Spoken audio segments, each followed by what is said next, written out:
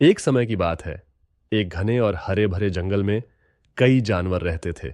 इस जंगल में एक खरगोश और एक हाथी की बहुत ही गहरी मित्रता थी। जंगल के बाकी जानवर अक्सर उनके बारे में आश्चर्यचकित होते थे, क्योंकि ये दोनों अपनी अपनी प्रकृति में बहुत भिन्न थे। फिर भी उनके बीच एक अपूर्व संबंध था। खरगोश का नाम चंदू था।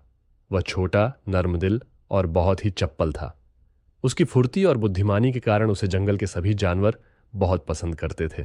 दूसरी तरफ हाथी का नाम मोती था। वह बहुत बड़ा और शक्तिशाली था, लेकिन उसकी आत्मा बहुत ही कोमल और सौम्य थी।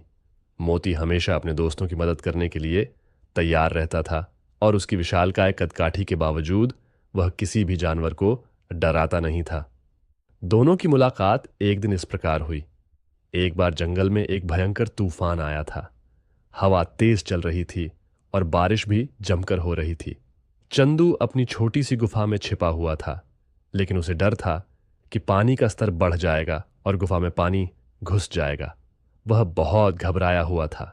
तभी उसे अचानक बाहर कुछ आवाजें सुनाई दी।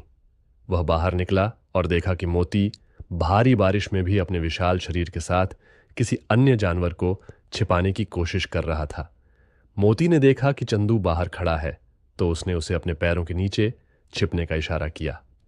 चंदू डरते डरते उसके पास गया और मोती के विशाल शरीर के नीचे खुद को सुरक्षित महसूस किया।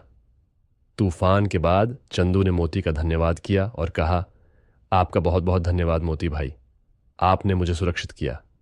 अगर आप न होते तो मुझे तो किसी के पास छिपने का कोई रास्ता नहीं मिलता।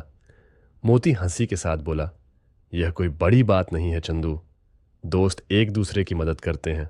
तुम छोटे हो, लेकिन तुम्हारी फुर्ती और समझदारी की कद्र करता हूं। बस तभी से इन दोनों की मित्रता और मजबूत हो गई। चंदू और मोती अक्सर जंगल में एक साथ समय बिताते थे। जहां चंदू मोती को जंगल के छोटे रास्तों से परिचित कराता था, वहीं मोती चंदू को अपनी ताकत और शांति के बारे में बताता था। उनका दोस्ती का रिश्ता हर किसी के लिए एक मिसाल बन गया। एक दिन जंगल में एक समस्या उत्पन्न हो गई। एक बड़े से राक्षस ने जंगल के सारे जानवरों को परेशान करना शुरू कर दिया।